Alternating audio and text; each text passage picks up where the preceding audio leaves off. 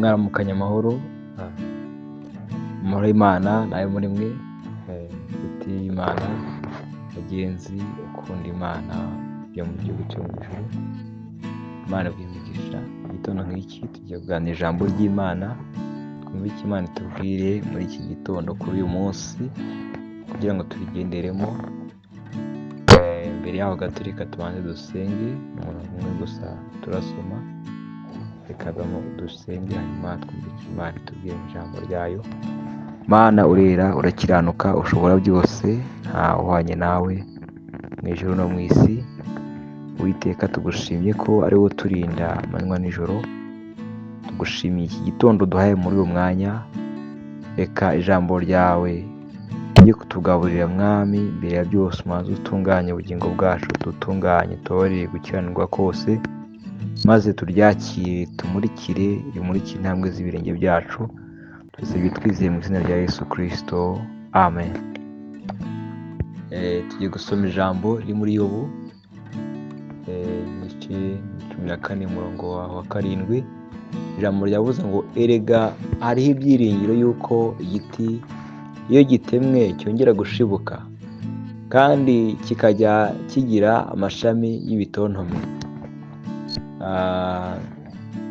Navuga nti mugenzi, birashoboka ko ahari waba umeze nk'iki giti cyatewe gisa nkaho nta buzima urimo, ukumva nta gutewe ahari amazi, mbese ukumva nta buzima ufite, cyangwa se ukumva ubuzima ubayeho ntago burimo Imana. Ariko ijambo ryavuze ngo ariko humura, amazi y'ubugingo ariyo Kristo, ijambo ry'Imana, naza akagera muri wowe, naza akagera mu mizi yawe wowe giti, naza ukumva ijambo rye ariyo mazi, urashibuka wongere kugira ubuzima. Navuga nti ikomeze kuri Kristo, niwe byiringiro by'abamwizeye. Muri we harimo ubuzima, niwe nawe ubeho, niwe buzima ku bamwizera.